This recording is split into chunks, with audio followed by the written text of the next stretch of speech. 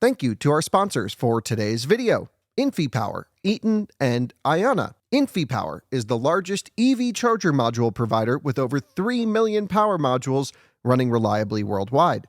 Their latest G2 collection features ultra-high power density and efficiency for EV charging and energy storage. InfyPower, innovation for your power. Also, Eaton. Eaton is a one-stop shop for implementing reliable and innovative EV charging infrastructure at your site. Across all applications, Eaton's EV charging infrastructure, hardware, and software gives you the scalability, flexibility, and intelligence you need to charge today and scale up tomorrow. Learn more at eaton.com/EVCI. And Ionna, North America's premier charging network. With unmatched commitment to elevating the customer experience, Ionna is opening America's roads to all EVs, giving drivers the coverage they need, the reliability they deserve, and the amenities they crave. Hello and welcome to a fun special look to one of the first Teslas actually built by Tesla. This is my friend James here. Hello, hello. Conduit EV, a familiar place. I've actually done a shop tour with you before. There's the shop. There's the infamous i90 Surge vehicle. It won its class as far as, you know, every car older than 2024 or whatever it was.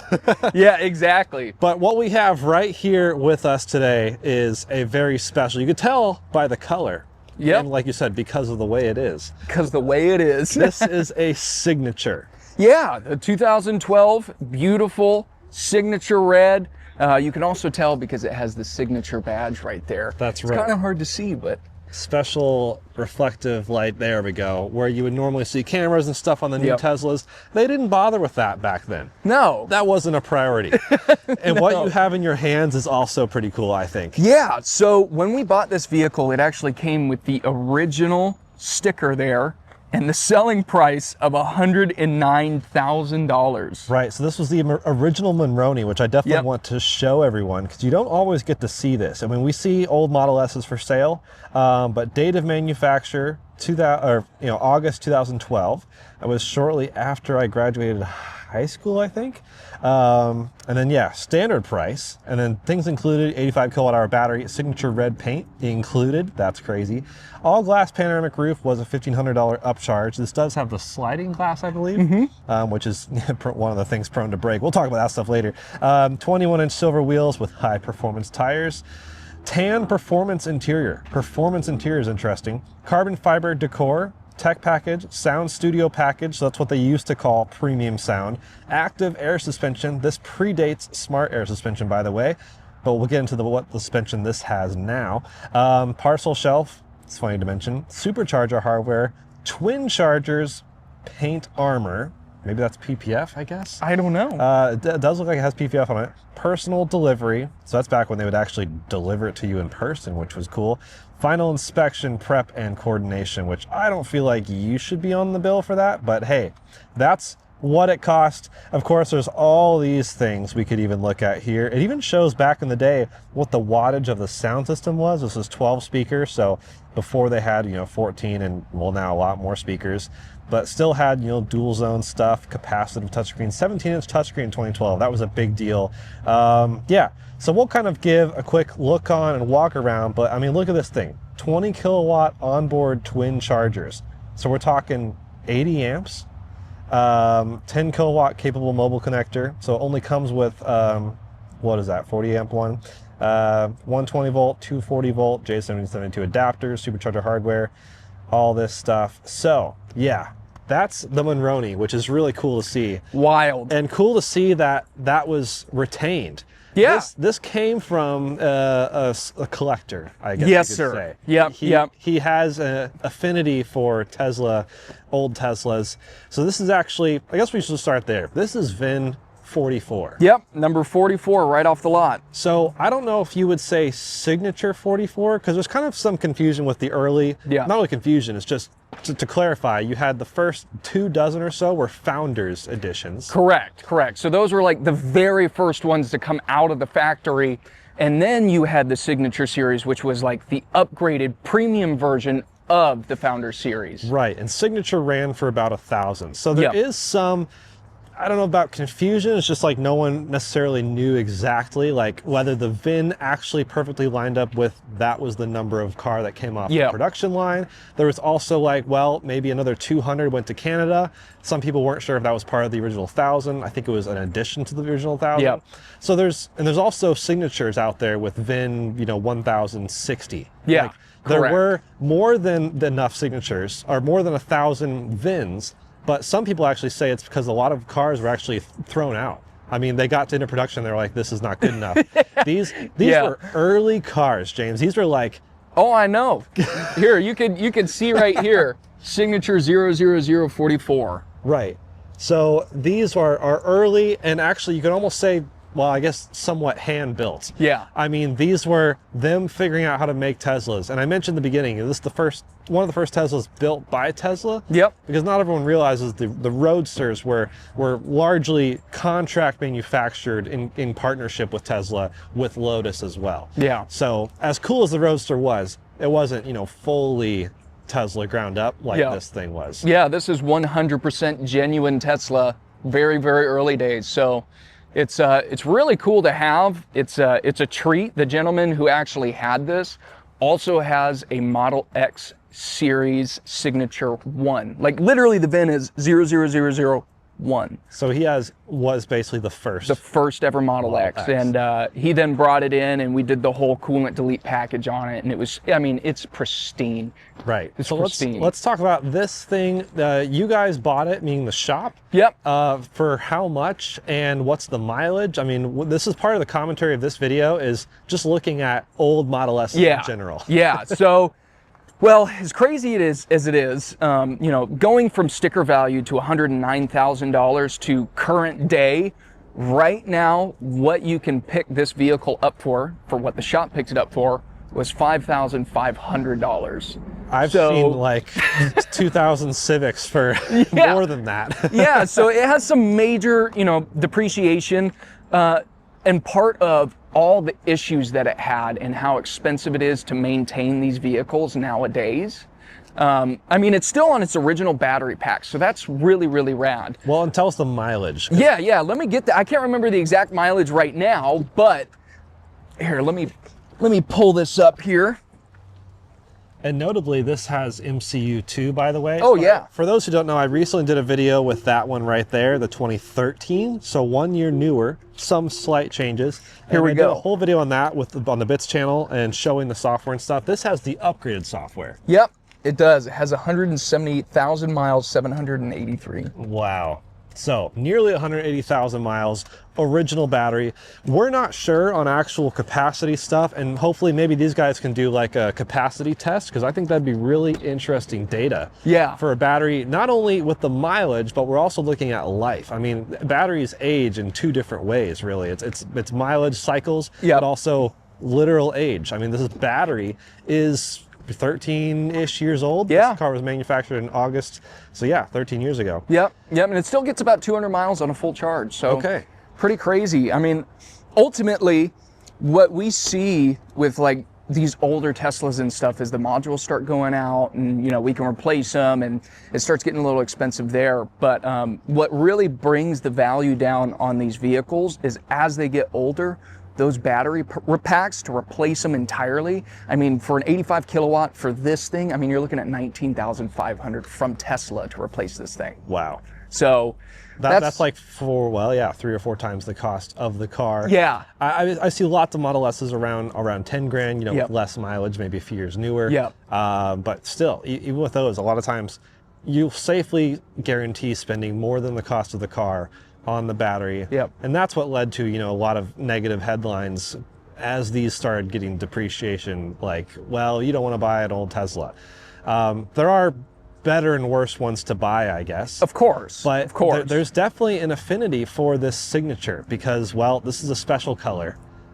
Signature Red was really only available, I believe, the first year. Yep. And only within the first 1,000. Now, not all of the first 1,000 were red. Yeah. The Signature could be had in a few different, well, I'd say colors, but it's really just grayscale stuff. Yeah. Yeah. I know it. I mean, Yeah, it's a beautiful color. It's one of my personal favorites. You don't get to see this kind of maroonish red color. You know, I think they did it in like a two-tone white at one point too for the Signature Series, which is also pretty rad. But I mean, you don't really see this color. Looking around this car, for those who aren't super familiar with old Model S, you know, nose cone era, which I think is kind of cool. Hot take is like, you know, it had its like ugly phase when the refresh came out in 2016. And now I think it's come full circle to where now there's like a level of classiness about these old Model S's. It's funny, we call this the pre-facelift. Right. Yeah. Yeah. So exactly. Old school pre-facelift. It kind of like tells people that you're either an enthusiast or an idiot. Just depending on what exactly. your situation. Depending on whether you own a repair shop and can fix these things on your own dime, or you know, if you just want one for a cheap drive around, you definitely have to double think about what you're doing here. Right. So yeah, this thing is rad. I actually like, you know, seeing these things being driven around. You know, this is not in perfect condition, obviously, being 180,000 years old. Or years. Oh my gosh. Well, almost. Prehistoric. Yeah, it is prehistoric. 180,000 miles, 13 years. You're going to have lots of stuff to deal with. PPF though, that's pretty interesting to see and good to see, I guess. Doesn't look like it's not on all the car. It's just really on little parts of it here and there, right behind the wheels right there.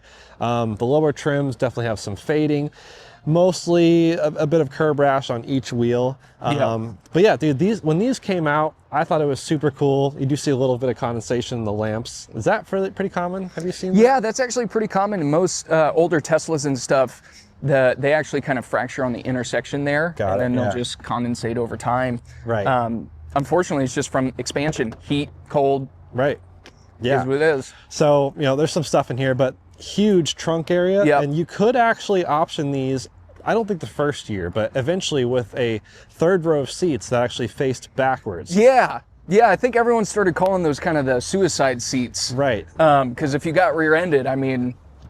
But there's an interesting story with that too, because there was, I forget exactly what it was, but, you know, the certain years that had those seats offered, you could also upgrade those seats later.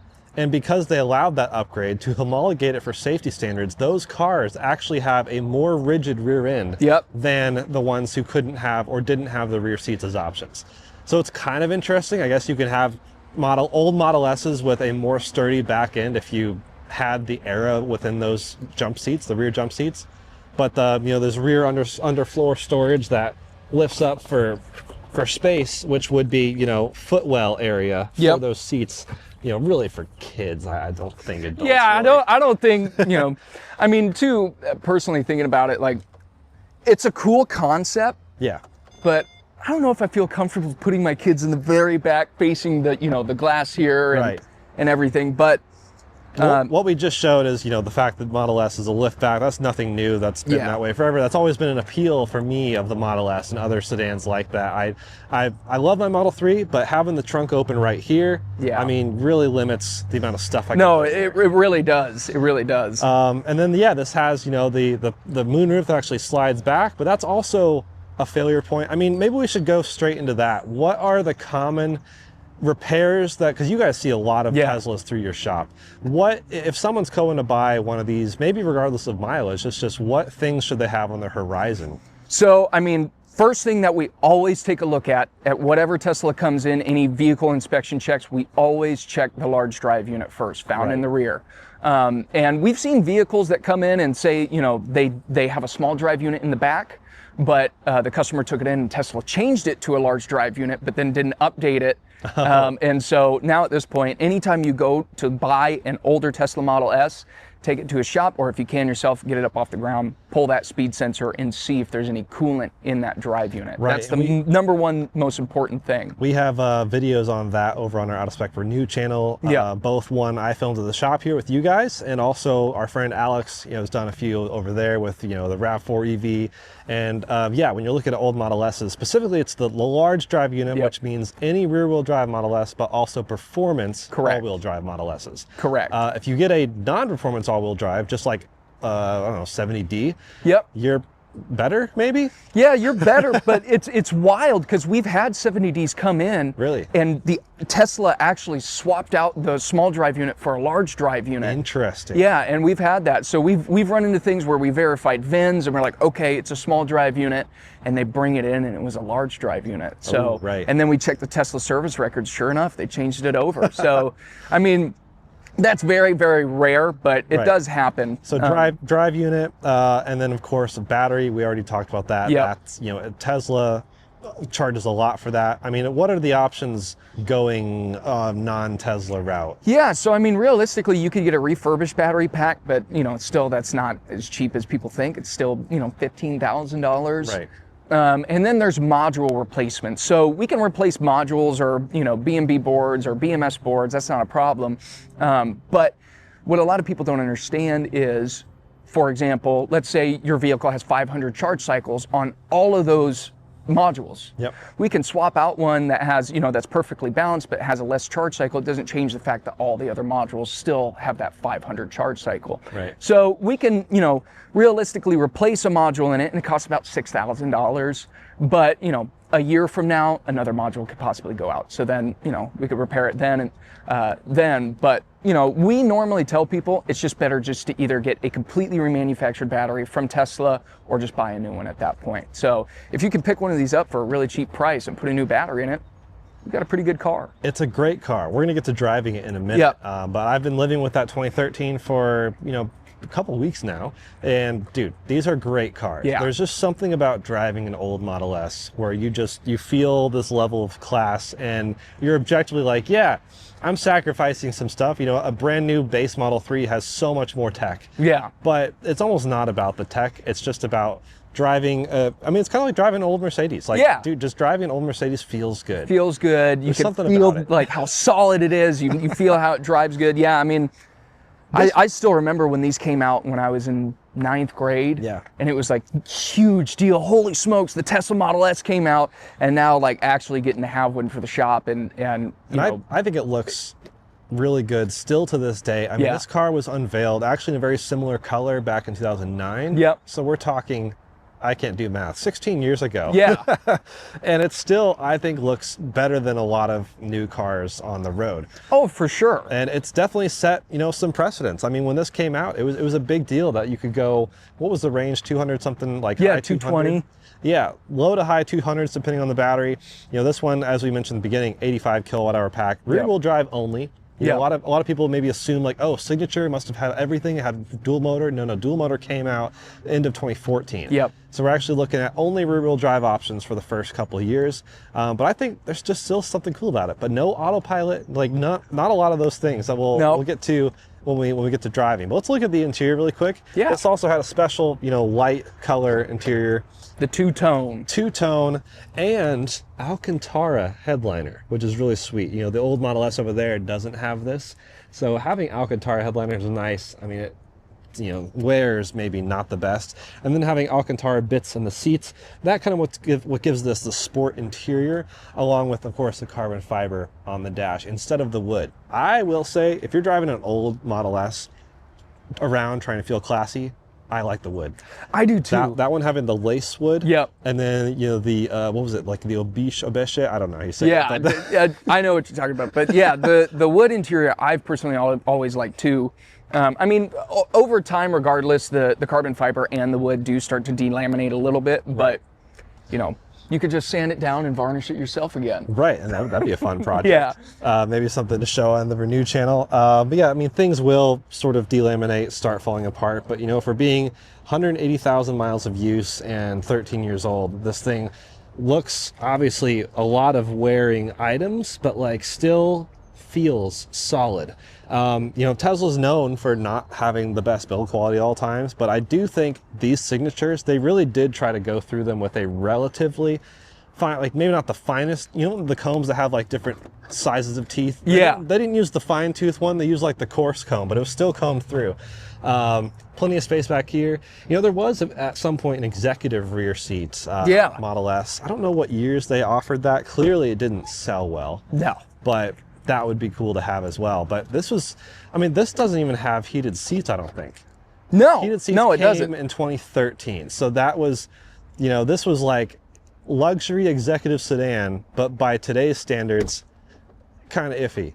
Yeah, exactly. But the other cool thing too is the previous owner of this vehicle, he used it as his ranch vehicle. That's awesome. So Farm car. yeah, he was using it on his farm, and so he drove it up and down the dirt roads. And you know, considering this wasn't really used on the highway as much as it was as his farm vehicle, I mean, farming is rough. Right. So you're telling me you could buy 5 Slate trucks. Yeah. Or no, sorry, 5 of these or 1 Slate UV. Correct. That's hilarious. Before we drive, I also wanted to ask. There's a few things that were done to this car. Yep. So you mentioned it's now on its 3rd motor, I believe. Yeah. So now it's on its 3rd motor. The last one was actually replaced by Tesla, and it finally got the U revision. Right. So that happened about 8 months ago. And then before that, he had gotten a motor replacement, once again, by Tesla. It was out of warranty. And yeah, they gave him one that unfortunately wasn't the U model. So, geez. Yeah. So pretty wild. Tesla was still figuring some stuff out. Yeah. And then this came with, you know, air suspension. Yep. But then it was actually later upgraded to the P85 Plus, was it? Yep. So the performance air suspension, which I don't remember what all that really did, but the whole thing was written out on a repair bill of like the sway bars, improved air shocks. So the thing should just, I guess, ride a bit more. Yeah. I don't know about better. Like it should be more performance-y, but like for a farm vehicle. Yeah, supposedly. So I mean, the paperwork in there, which I can show you guys here in a bit, it basically says everything was retrofit. So retrofit, they haven't done it yet. And when they did do it, I mean, man, it was pricey. It was $23,969, something like that. For basically new suspension. It also included new wheels and tires for some reason. Yep. Not sure why. Yeah, hopefully they were spider rims. Oh, okay. Yeah. But not anymore. I think he went back to the original, but... So it had like the arachnid. Yeah. I love those. I love those too. That would make this even cooler. Yeah. So yeah, let's take a look at the software. I'll jump inside and then we'll take it for a spin and see how this thing rides. And if it rides as good as I hope it does. We'll see. So for those who aren't familiar, you know, this does have the manual vents, RIP, because we've all gone fully digital, which, you know, how do you feel about that? Personally, I like it. I like manual. I'm kind of old school. Yeah. I do see the perks both ways. Yeah. I mean, nothing's as easy as just, oh, I want to adjust this, go for this. But in the reality, I do also almost never adjust my vents once they're set. Yeah. And if you do have 2 drivers, I can do it for you. Well, I was gonna say you can have the vents on the Rivians or new Teslas just programmed per driver. And so 2 different people with different preferences get in. The car remembers it. I guess that's nice. But yeah, this thing has the yacht floor, which was really cool and actually not that useful. I think most people nowadays prefer, more cup holder or like storage space. Yeah. But this was like back in the day, this was to showcase the fact that you didn't have a transmission tunnel. Yep. Like Tesla used this as an exposure of like, look at all this open space. It makes the cockpit feel very open and airy. So they called it, I guess, the yacht floor. Yeah, it's all that room for activities. And of course, there are companies that build things you can put in here and you can maybe even upfit something else. And just having these 2 cup holders here, which honestly took me forever to figure out. I thought forever this was like storage, and I was like trying to open these and like, no, you just slide them back for cup holders. Couple of USB-A ports because this is old school, and yeah, MCU 2. This thing is even snappier than that one, which that one's not the best. Look, Lucid. Wow, look at that. Sick. Dude, I love Lucids. I do too.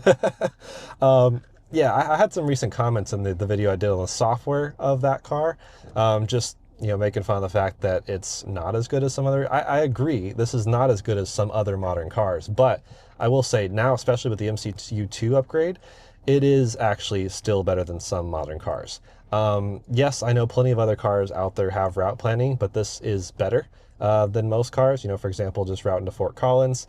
It'll throw in all the charging stops, and more importantly than this even, I think, is the customization of ease of changing the route.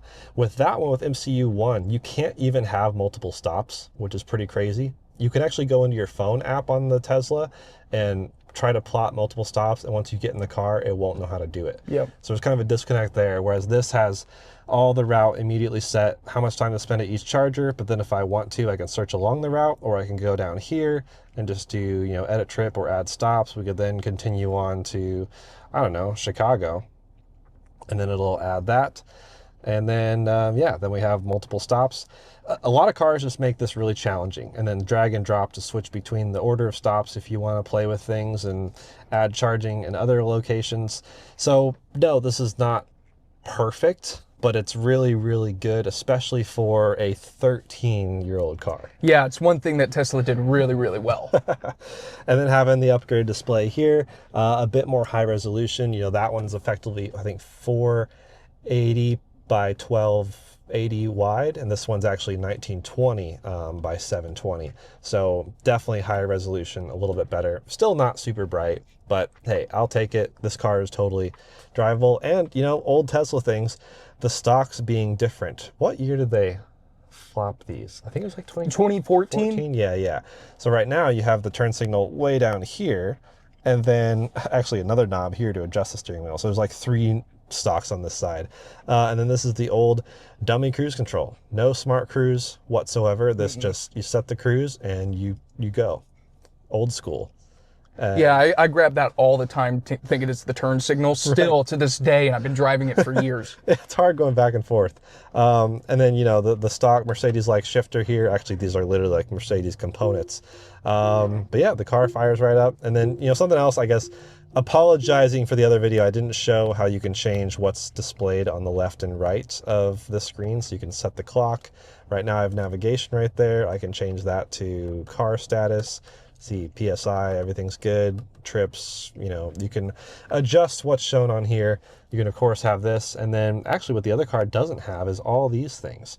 It has some of them, but this one having the actual adjustment now has Netflix, YouTube, etc. And actually, wait, this does show heated seats.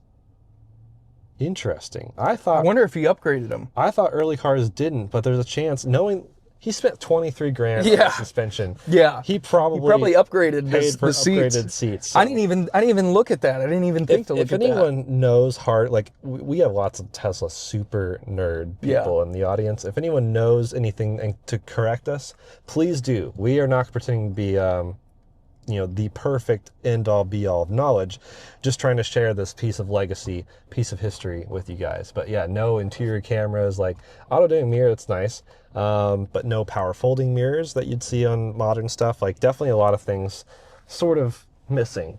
But dude, there's something about this like old classic Napa leather. The light interior has always been something I appreciate. It's held up pretty well. Yeah, honestly, it really has. Like, you're not seeing like this like falling apart that I've seen in a lot more modern cars too. So, not saying this is like level, this is not Mercedes S-Class territory. No. I mean, it's not even drooping yet. Yeah. Most of the Model S's we see, like, it's starting to droop, or you see big stains from the roof leaking, but yeah. Sweet. All right, let's drive this thing. So, jumping to the controls, I mean, this does feel similar to MCU1. I mean, that's a testament to how MCU1 is held up, but it's not perfect. No. It's still, yeah, this does feel snappier. People have described MCU2 upgrade as adding new life into your car. So I can jump in here. Again, we've got the air suspension, 4 different levels of height. I'm just going to leave it on medium right now. Pedals and steering, going to go lightweight on steering, standard on regen. This does not have one pedal drive. That was a thing that came later as well. And actually when this launched, it didn't have creep mode, but there was enough people who, you know, jumping into an EV for the first time, and they were like, what the heck? Why doesn't this creep forward when I'm at a stoplight? So they added creep mode through software update to allow, people to have a car that feels more like the gas car they're replacing, which is interesting. But that honestly is also a testament to something Tesla did well early on, and that was support via software. Yeah, adapt. Yeah. So there is just something about driving an old Model S. The seats, not amazing. I think they're fine. They're comfy, but they're not like out of this world. Right. I think the heavily coveted later, like next gen seats as they call them, those are definitely a nicer place to be. And I can't remember when ventilated seats was added as a feature, but that's something I am really into as someone who just hates the heat. So, but yeah, rides really quite well. I mean, especially just having air suspension. I prefer the nice and light steering. I don't know. I'm not driving a Plaid. I don't really feel like I need to have crazy levels of performance. Yeah. I've noticed squeaky brake pedal. That's pretty common. Common. Very common. Yeah. Yeah. But other than that, I mean, there's not really a sound coming from this thing. No, it's very quiet, very refined, which is what you would kind of hope and expect. I will say that, the 2013 Model S I had been driving around, there was sometimes a little bit of kind of boominess. It just feels like it wasn't, the Tesla's come a long ways in noise, vibration, harshness, the overall ride quality and sound. This one, I mean, I think feels pretty comparable. Give it a little bit of juice, definitely a little bit more power than the other one. The other one's just an 85, whereas this one is, of course, I guess P85, which is performance. So a little bit more power. Feels great. So this Volvo's like trying to get over. He didn't expect. No, not all that power. Yeah. But it's like more than enough power. Like the large drive unit it's a big beefy motor as well. Look at this old. Actually, that's a new. That's Model a new 3, one. This old Model S versus the new Model 3. Totally. It's wild to see how far they've come. But yeah, I like driving these things around. Like, they are great cruisers. It is a bummer to have no autopilot, and it's not really something you can add. So I feel like I've been playing this mind game for a long time, actually, ever since car prices during COVID went crazy, and it was really actually before COVID when Model S really started drooping. Yep. The old used ones, and you played that game of like, okay, what if I bought a Model S? And I mean, yeah, it's on one hand a cheap car, especially for what you're getting, but also you have to remember, and this is for anything, not just old Teslas. I mean, if you're looking at an old Mercedes S-Class, yep, you can find those all day for 15 grand, but you're maintaining a $100,000 car. Exactly. That's the big thing that not everyone remembers. Yep. So yeah, it's one thing, for you guys, you have a shop, you have a lot of access. Yep. But not even all the access. And we're going to do a whole nother video and just talking about some of that. Oh man, that's wild. Over the Out-of-Spec for New channel. But just as a teaser, for example, one thing that's frustrating is, the other Model S, we came in today thinking maybe we could do like an MCU upgrade. Oh, got the parts, and then wait, you can't. Yeah. So Tesla did a software update to where we originally were able to change it from MC1 to MC2, no problem.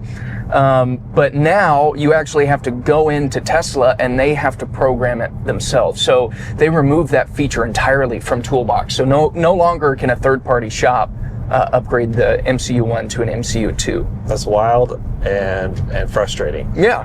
Yeah. So yeah, on one hand, it's cool that there are quite a few things you guys can do. Like, I think some people were worried about when they initially get a Tesla, like, oh, do I have to do everything through Tesla? That's definitely not the case. In fact, there's a lot of things you probably don't want to deal with through Tesla, but having that type of lockout is pretty frustrating. And so when you're looking at, old Model S's, there's a lot of things to consider. If you want that really cool factor of the signature red and being, one of those people with the first ones, some of the signature series were hand signed by Elon. I mean, he was really at the factory trying to make these things work. There's a cool factor to this. Oh yeah, but absolutely. If you're looking at it objectively, like, you can spend not much more, still cheap compared to what its original price tag was, and get like a 2014 with a few more features. Yep. Especially since AP1/AP2 as that rolled out, having the autopilot hardware, and even cars that, well, now that you mention that, maybe you want to find a car that's already had MCU2 added. Yep. Just so it's something you don't have to worry about, because Tesla will charge $1,500 to $2,000, maybe even more. Yeah, it's about 2,500 right now. Oh my gosh. And I know it depends on the hardware you're coming from, but wow, great turning circle. This thing is just Still got Oh man, just feels great. Got it. Little over 400 horsepower, over 400 pound-feet of torque. You don't need more than that. No. But it is funny that now you can buy Model S with more than double that. Absolutely. That's hysterical. But yeah, I mean, I don't know. We've done a lot of videos on driving Model S's, but I thought it'd be kind of cool to pinpoint some of the interesting signature stuff and just talk about, buying an old used one. There's also the variation of like, when do they have free supercharging versus when was that cut off? Yep. Free connectivity for life, although that even has its limitations. So it just, there's a lot of little nuances with Model S, and Tesla notably hasn't made it that easy necessarily to kind of deconstruct what happened what time. No, I mean, everything's kind of case by case with what we see in Model S's. When we bought this one and then transferred it over to my account, no problem with the supercharge. It's still lifetime. Yep. I've had other customers that have, bought Model S's and then did the transfer and their supercharge was taken away. Yeah. There's so many different things that we see here that just don't make any sense. Right. Luckily, this one came with the lifetime supercharging, so we're super stoked about that. Yeah. But then again, it won't charge fast. No, it's slow. Old battery pack, capped below 100 kilowatts. Yep. I believe. So it's not going to be your. You're not going to enjoy road tripping. Yeah. Unless you like to just take it easy. I did meet a couple who had, they had, I think 250 or 300,000 miles on their signature Model S. Smokes. They're retired. They just have this thing to drive everywhere and they love it. Yeah. They like the brakes. I mean, and some people do. I personally don't mind long charging stops. I work in quick spurts whenever I can. So I don't mind occasionally, but if I'm trying to get somewhere, like that's when this would become frustrating. Yeah. But as an around town car, and if it's not like annoying to get to a supercharger, like that can be a huge perk, especially depending on gas prices. But then you're, again, playing that game of like, well, what if something breaks? Yep. And that's always the terrifying aspect. But for some people, you're buying this car for the significance of why it exists. Yep, the wow factor, the beautiful piece of history that it is. Yeah, and that's the price to pay on that. I think is like you just have to expect things to go wrong, and if they don't, awesome. But if they do, maybe you saw it coming. Yep. Yep. So yeah, I think this thing is really cool. Hopefully, gonna film a Signature X at some point. And I mean, maybe the original owner of this will. I mean, he's looking to sell his X. Yep. I think, which would be, I think he wants a lot of money for it. But it's low miles and it's Signature 1. Yep. Like that to a collector, that's like hard to beat, especially with the cool factor of the X and the gull wing doors and all that. Oh yeah, it's got white interior and 11,000 original miles on it. That's crazy. It's beautiful. All right, so just a quick drive. Nice cruise down the road, back up. It's a great cruising car. It is. Like I as someone who lives with FSD every day, that's really great. But I also still love driving. I'm still a driving enthusiast. And yes, this is no Porsche. No, I mean, you're not going to feel the steering dynamics. Maybe this performance suspension improved things, but dude, I can't imagine spending 23 grand. I mean, realistically, That. it's not that big of a difference. Like, you can't really feel it. Yeah. Versus driving the old gray there. Like, they feel very similar. Yeah. And that's crazy. But I wanted to show under the hood because this is kind of cool too. Let's see if I can. The rear-wheel drive Model S's have huge amounts of storage, like a much bigger frunk than my Model 3 or even the new Model S's. Because you don't have to worry about having the front motor take up space, and having a spare tire is pretty sweet. Is this like something that came with the car, or is this like an after? I don't know. You know, when we bought it from the gentleman, we opened it up and saw that there was a spare tire in there. We never actually looked to see if it was a genuine. It's there a you modern go. spare. We've worked with those guys before, so that's awesome. That's pretty rad. Let's see. And what the fact that rims it on fits in the frunk is really, really cool. So, wow. Okay, cool. If you got an old Tesla in mind and are afraid of being stranded, you can shove a modern spare into the frunk. Perfect. It will not fit in the frunk of any other Tesla, I don't think. Nope. Not even the Cybertruck. No, and Yeah, so we have one of those in one of our Model 3s back at our shop, and it takes up a good chunk of the trunk, but it hey, you still got the trunk if you need it. But yeah, that's this thing just, dude, and especially once the sun started coming out, just seeing this nice paint, beautiful. All right, so that's our time with Signature Model S, Signature 44. Yep. Very cool to see. Yeah, bit of history, I guess. Hopefully we can see some more Signature stuff. If you have a Signature, let us know down below. Love to know anything about it, I guess. What issues you've had. Honestly, if you have any old Model S or maybe X, curious to know what issues you've had. I mean, people are waiting with bated breath to maybe buy them, but also are fearful as possible to maintain them. And those are both valid. So let us know what you thought of this thing. I really like it. I would totally be an old Model S owner, but I'd still live in fear probably every day. Yeah, I mean, there's ways to get warranties and stuff, like third-party warranty things, but I don't know, even those can be a pain to deal with. And even parts can be a real pain to deal with, which is what I'll leave you with. A teaser for another video over in the Out of Spec Renew channel. We're going to talk about the challenges of getting some of these parts just to maintain some basic stuff. It's challenging, but it's cool. And I think there's a lot of cool cars out there that are just challenging to own, and that's part of it. Yeah, I mean, you're owning a piece of history. That's the best way to put it. That's right. So thanks for joining. Thank you. Thanks for watching. See you next time. Bye.